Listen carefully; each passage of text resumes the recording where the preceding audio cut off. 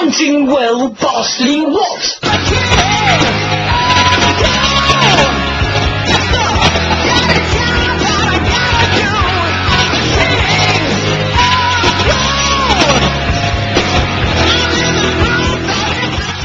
Wake up! Hello ladies and gentlemen, this is the Copper 666. How are you? I'm very well today, and if you can't see below, I've got my England football top on. That's proper football, not American football. That's just rugby for homosexuals who don't want padding. Today something wonderful happened, and it's very rare that I get to do this because, as I've said before in other videos, I watch a lot more American politics and a lot more American media and news, simply due to the fact that America does it in a much more entertaining and interesting way.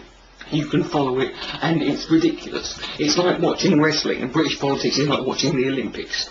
You know, yes, R1 is much more professional, and it's real. You know, it's actually doing what you're supposed to do.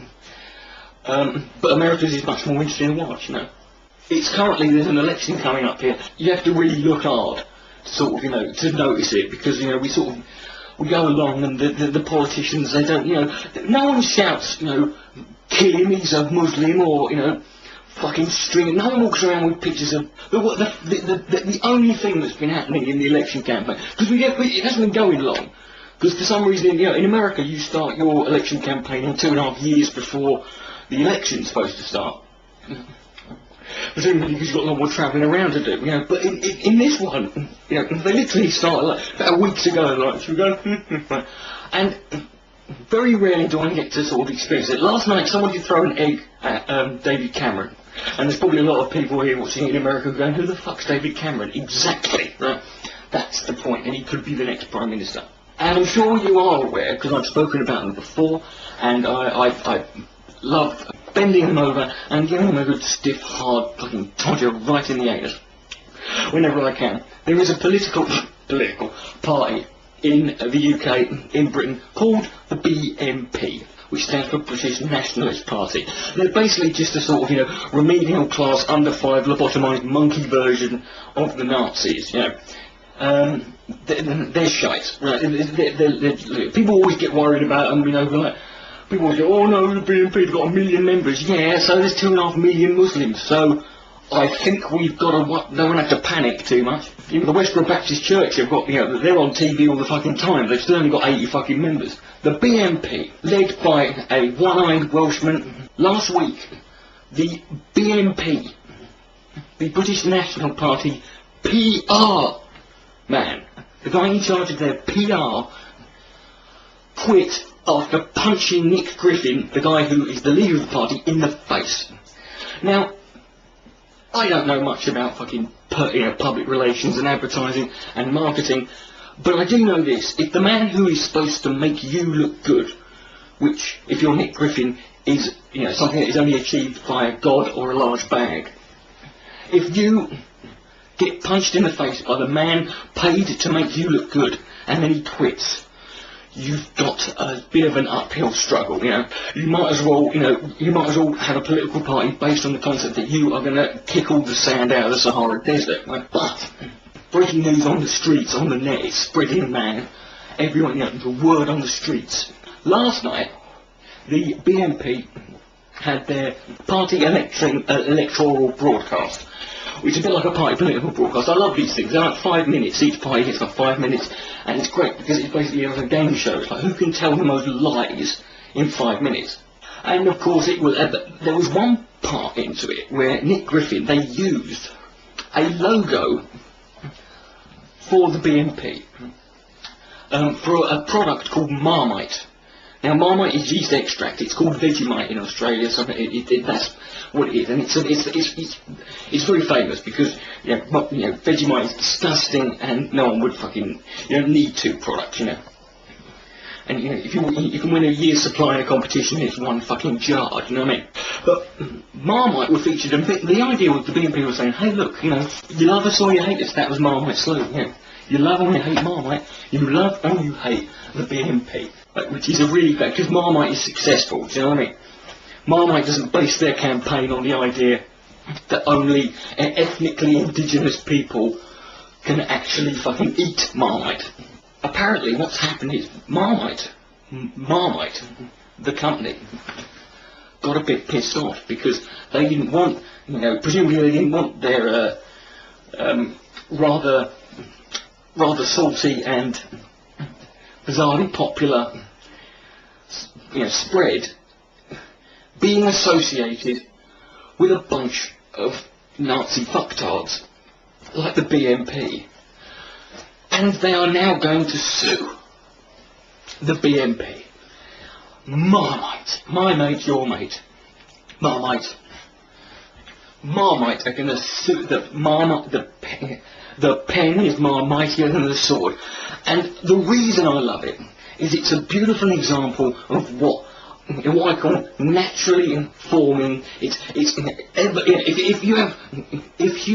living organisms are a product of evolution by natural selection, then these are jokes by a process of natural writing. They don't need to be put together, because the BNP are going to get sued by a company because they stole their catchphrase and logo.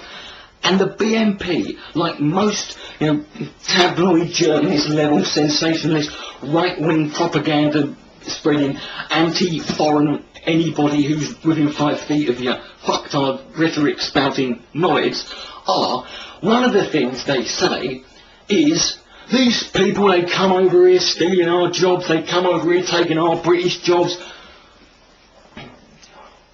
Well, I don't think we'll be saying that anymore, will you? Who the fucking hell are you? You've just stolen a catchphrase and a logo. I mean, okay, the BNP, they're largely, they're xenophobic, nationalistic, ignorant, uneducated, racist, sexist, homophobic, just generally against, you know, everything. Well, human, really. These people have, you know, are the lowest of the low, but I never thought you'd stick to this. Hypocrisy. Yeah? You're now failed Nazi hypocrites. And I don't think you need to be spouting about immigrants when they come and steal your jobs. In fact, I hope every one of you turns up for work on Monday and, yes, and there's some, you know, brown-skinned bloke called Raj with a turban the size of a fucking Grenadier Guards hat and a beard down to his fucking knees doing your job for 2 pence an hour. Because then you might learn something. Although, of course, if you did, you wouldn't be in the BNP anyway. Because, oh, there was one more. I forgot. DPR Jones, the, you know, Illuminati shill, you know, the guy who's basically being paid money by, you know, the shadow government that runs everything, and, you know, fake the moon landing, and he made a video debunking another load of 9/11 truther, right? And it got taken down. A terms of service violation.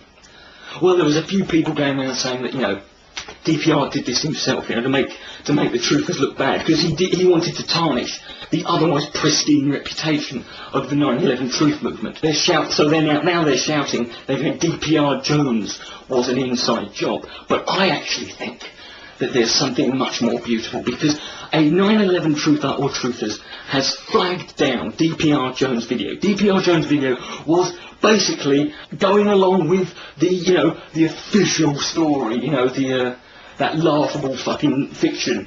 He was debunking the conspiracy. And the conspiracy theorists, the 9/11 truthers who believe that the government staged the entire thing just for a laugh, right? They are the ones who have now done a false flag attack. Whoever they are, if you have no problem with DPR Jones getting flagged, stop what you're doing now and find another thing to distract you, because you are guilty of the same thing. Okay, bringing down DPR Jones video is not the same as bringing down 2 big buildings with 3,000 people in it, I know. And there is something suspicious about the fact that DPR Jones video, you know, when it got taken down, it fell at the speed of, it fell at freefall speed quite easily, and it fell in a way that you would expect, you know, to come down if it was being attacked by a controlled demolition. Trolled, see that? And DPR, he was nowhere to be seen. It happened so quickly. Yeah. Stand down, as Thunderfoot said. Basically, this is a lesson. Don't fall into the trap of becoming that which you claim to be against, because then all you do is give me an excuse to make a video laughing at you. The Legerdman Richard Hickroft from 666 saying, on behalf of the one and only member of the DPR Jones Truth Movement, take care, good night, may God bless. Fucking Marmite.